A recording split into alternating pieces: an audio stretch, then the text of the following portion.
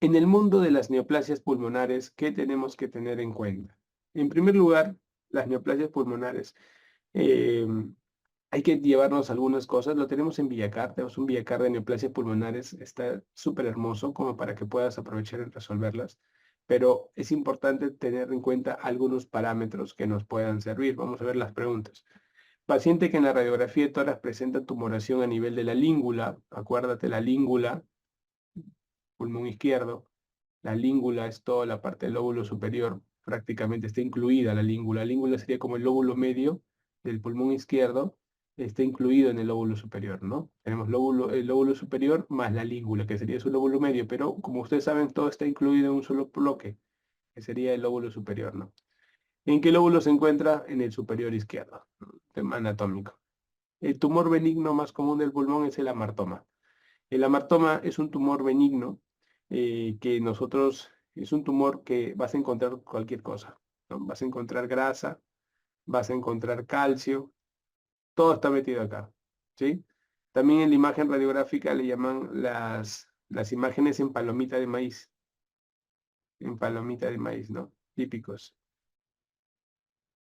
¿ok?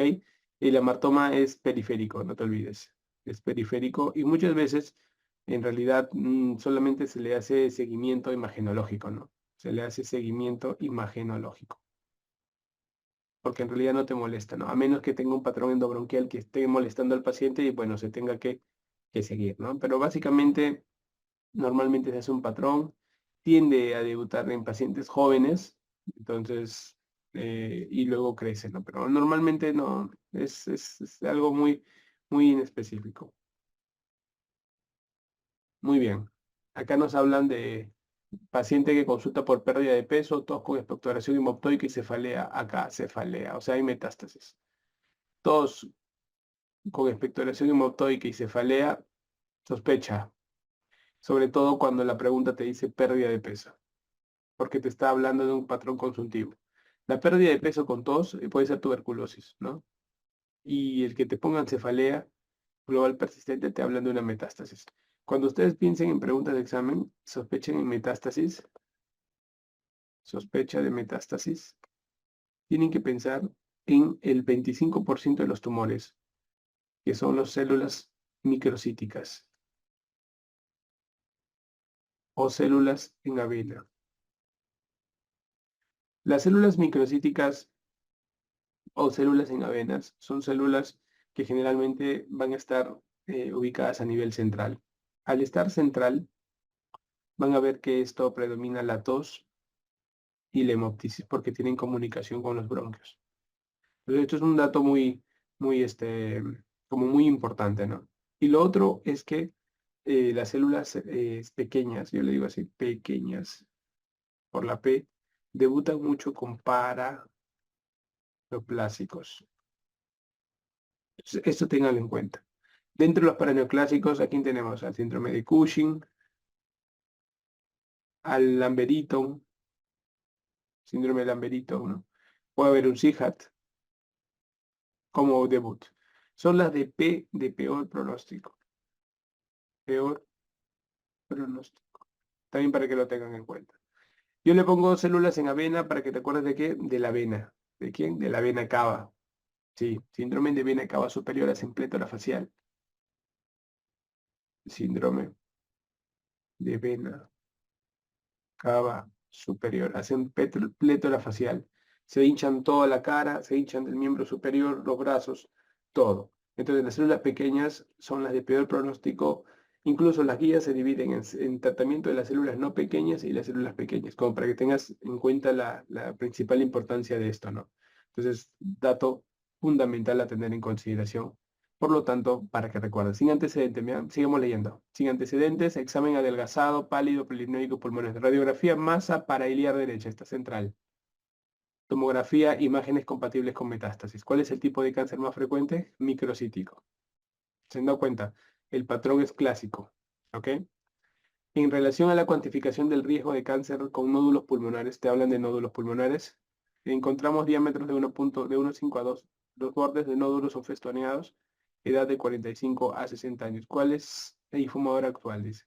¿Cuál es el nivel de riesgo? Antiguamente se clasificaba de esta manera, como acaban de ver ustedes. El nódulo pulmonar lo trabajaban con cortes de menor de 1.5, bajo riesgo, de 1.5 a 2.2, riesgo intermedio, y más de 2.2, riesgo alto. Según esto, sería un riesgo intermedio. Pero esta clasificación ya no se usa. Y esto, ojo, que ha sido pregunta del 2019. Ahora lo que nosotros hacemos es, digamos, como es poco precisa, esta es una clasificación poco precisa, en realidad. Actualmente nosotros lo que buscamos es si el nódulo, o sea, se estudia por cómo es su formación, configuración, si es sólido, subsólido, o el tamaño que tiene. Siempre el nódulo, el factor más importante va a ser el tamaño, ¿sí? Entonces, lo que más nos van a preguntar son en nódulos sólidos, que son los más preguntables porque se pueden predecir, son nódulos más fáciles de predecir en realidad y se pueden ver sin dudas, ¿no? Entonces, si tenemos los sólidos, se dividen ahora en menos de 6 milímetros y si son menos de 6 milímetros, tú tienes que analizar si tiene bajo riesgo o si son de alto riesgo. ¿Qué significa de alto riesgo o bajo riesgo? Significa que, por ejemplo, hay otros parámetros que uno puede manejar, ¿no? Si el paciente es menor de 35 años, se considera de bajo riesgo. Si es más de 50, de alto riesgo. Si el paciente es fumador, total, alto riesgo. Si ya no fuma, bajo riesgo. Entonces, esos son como variables que nos van a permitir clasificar el tamaño. Por ejemplo, si mide menos de 6 milímetros y es un paciente de bajo riesgo, pues básicamente no se hace seguimiento. Si es de alto riesgo, o sea, quiere decir con estos parámetros que te digo, lo tienes que hacer tomografía. Y la tomografía lo tienes que volver a repetir en un año. Si tiene de 6 a 8 milímetros, también tienes que estudiarlo. Si es de bajo riesgo o si es de alto riesgo. Si es de bajo riesgo, ¿qué es lo que tienes que recordar? Pues básicamente le va a hacer tomografía en un año. TAC, en un año. Y si es de alto riesgo, pues vas a comenzar a darle tomografía cada 6 meses. Tomografía, tomografía. ¿Hasta qué tiempo? Hasta 2 años. Entonces, esto es una tomografía de seguimiento que lo tienes que dar. ¿Por qué? Porque el paciente es de alto riesgo. Si tiene más de 8 milímetros, que es donde más preguntan en los exámenes, si te das cuenta, acá también tienes que tomar en cuenta lo mismo. Si es de bajo riesgo o si es de alto riesgo. Si es un paciente que tiene bajo riesgo, entonces definitivamente tu comportamiento va a ser distinto. ¿Por qué? Porque la tomografía no va a hacerla en 6 meses, lo va a hacer en 3 meses. Entonces, un TAC en 3 meses. Entonces, es decir, tomografía en 3 meses. Acá tú puedes incluso pedir PET-CT para configurar mejor al paciente. Si es de alto riesgo, le puede hacer una biopsia. Una biopsia. O también el paciente va a cirugía. Esto es muy importante. La biopsia puede ser guiada por tomografía o puede ser una biopsia por broncoscopía. Y si no puedes ninguna de las dos vías, lo puedes llevar por cirugía. Pero si es un paciente de alto riesgo, ¿no? Entonces, eso es muy importante, ¿no? Ahora, ¿qué hacemos en los controles tomográficos, no? En los controles tomográficos, lo que se busca hacer es que si el paciente crece más de 2 milímetros en los controles, quiere decir que hay un crecimiento significativo. Entonces, eso es lo que tenemos más miedo, ¿no? Que haya ocurrido esto en el crecimiento, ¿no? Del tumor en general. Entonces, en este caso sería un riesgo intermedio, ¿no? ¿Dónde se origina el tumor de Pancoast? El tumor de Pancoast se origina en el pulmón, en el ápice pulmonar, ¿no? Entonces, acá no habría... Ahora, ¿de dónde se relaciona este concepto de tumor de Pancoast? Es importante recordar que anemia, así como las células pequeñas eran centrales, también hay otras células que son centrales, que son los tumores epidermoides. Epidermoides. El tumor epidermoide es un tumor que se asocia mucho a la P del Pancoast. El tumor de Pancoast es un tumor que engloba el síndrome de Horner más una infiltración en el plexo braquial. De tal manera que el paciente nota un dolor murente muy poderoso en el brazo. Y aparte tiene el síndrome de Horner, que ustedes ya saben que el síndrome de Horner se da por la caída, tosis palpebral, la anhidrosis que van a sentir en la mitad de la cara, ¿no? Toda la afectación de lo que es el plexo, ¿no? Y la miosis que van a tener los pacientes. Entonces, el epidermoide también se relaciona a un paraneoplásico, que es la hipercalcemia, que es de los paraneoplásicos que muchas veces se alteran o se encuentran en la mayoría de estos pacientes. Entonces, esos detalles son muy importantes a la hora de entender este tipo de patología. ¿A qué tipo de cáncer de pulmón corresponde la variedad carcinoma de células en avena? Lo hemos visto en las células pequeñas, ¿no? Cuando tenemos un paciente con células en avena, células pequeñas o cáncer microcítico. La neoplasia de peor pronóstico, nuevamente, cáncer microcítico. ¿Por qué? Porque hace la metástasis, ¿no? ¿Cuál es el tipo de cáncer de pulmón más frecuente? De frente, el más frecuente es el adenocarcinoma. El adenocarcinoma, acuérdate, no cavita. Es un cáncer que no cavita. Pero se relaciona a las letras A. Por ejemplo, arriba. ¿Por qué? Porque le gusta afectar el lóbulo superior derecho. Sobre todo más el derecho que el izquierdo, por ejemplo, ¿no? Es asintomático. Nadie se da cuenta que es su clínica más frecuente. O sea, pasa loco. Alón, para que te acuerdes. ¿Por qué? Porque es nódulo pulmonar solitario. Ya saben el concepto de nódulo, menos de 3 centímetros, más de 3 centímetros masa. Está harto. ¿Por qué? Porque hay harto. Es el más frecuente. Y también van a encontrar las acropaquias, que son estos nodulitos en los dedos, se ponen como nódulos de palillo de tambor, porque se pierde el ángulo con la uña, ¿no? Las acropaquias. Agua, acuérdate de agua, cuando hace infiltración a la pleura, el derrame pleural. Y antecedentes de tuberculosis, pacientes que han tenido antecedentes de tuberculosis, neumoconiosis como la silicosis. En ellos se tiende a crecer más este tipo de cáncer. Entonces, acuérdate del adenocarcinoma, ¿no? Típico para recordar las preguntas de examen.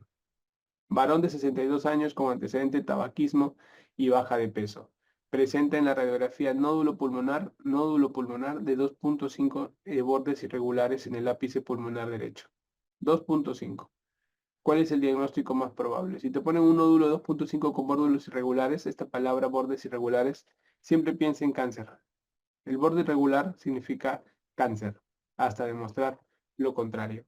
Entonces sería un carcinoma broncogénico, ¿no? Entonces es muy importante con respecto a lo que vendrían a ser los tumores que se puedan presentar dentro de estos pacientes. Los tumores, muy importantes con respecto a los tumores, quizás comentarte algo, ¿no? Ustedes van a ver que de toda la clasificación de tumores, la más difícil de estudiar y crear es la de pulmón. Entonces, nosotros tenemos estadios 1, estadios 2 de pulmón. Luego, estos dos de acá, generalmente se habla de tumores tempranos, ¿ok? Que pueden entrar a cirugía. Entonces, la vamos a poner como tempranos. Los tumores ya más localmente avanzados, que poco se van a beneficiar de la cirugía, podría beneficiarse es el 3A. Entonces, acá yo poco podría beneficiarse de la cirugía. Pero los que no se benefician son considerados inoperables desde el inicio por el toma del daño mediastinal, son los 3B, el 13 y los 4, ¿no? Tanto la metástasis, básicamente los 4. Entonces, ¿por qué? ¿Qué haríamos con esto, no? Este podría ser cirugía, pero estos de acá no van a cirugía. Estos van a quimioterapia, van a radioterapia, más inmunoterapia. Como para que lo puedas recordar. Entonces, no a cirugía. Estos acá no van a cirugía. ¿Ya? Esto es muy importante para que lo puedas recordar. ¿Ya? Esto es clave a la hora de precisar los diagnósticos en los pacientes. Ahora, ¿qué técnica hacer? Tenemos la segmentectomía, tenemos la lobectomía. Cuando se hace cirugía, estoy hablando ahora. La lobectomía generalmente se prefiere en tumores mayores de 2 centímetros. Se prefiere sobre todo cuando son centrales, cuando tienen presencia de un ganglio N1 positivo, sobre todo, o pues no puedas descartar, ¿no? O no puedes descartar que lo tengan, ¿no? Entonces igualito entran a este lado, ¿sí? Entonces muy, muy importante, ¿ya? Cuando yo digo un ganglio positivo, me refiero a que, por ejemplo, puedas encontrar un diámetro mayor de 1 centímetro. Esto se puede estudiar con el EBUS, ¿no? Con la ecografía intrabronquial, el EBUS, se puede llegar a visualizar muy bien. O que tenga una captación en la PET-CT alta, ¿no? Generalmente cuando es más de 2.5 en la evaluación del PET-CT se llama sub. Van a ver su sub más de 2.5, quiere decir que está elevado. Esto se puede estudiar en la PET-CT, ¿no? Muy importante. ¿Ok? Entonces, esto va para la lobectomía, para que lo puedan recordar. Entonces, este sería un N1 positivo. Entonces, definitivamente. ¿Y por qué es importante saber esto, no? Si es N1 o es N2. Esto es muy importante. ¿Por qué? Porque cuando ustedes tienen un paciente, por ejemplo, los N1 son aquellos que están cerca al ilio y los N2 están cerca a la tráquea. Cuando está en un N1, generalmente primero va la cirugía y luego se hace la quimioterapia. Pero cuando es un ganglio N2, primero se tiene que hacer quimioterapia y después se hace cirugía. Por eso es muy importante este tema. ¿Ok? ¿Quiénes van a segmentectomía? Ahora nosotros, por ejemplo, estamos haciendo segmentectomía robótica, pero estamos seleccionando mucho a los pacientes. Por ejemplo, tienen que tener menor o igual a 2 centímetros de tumor.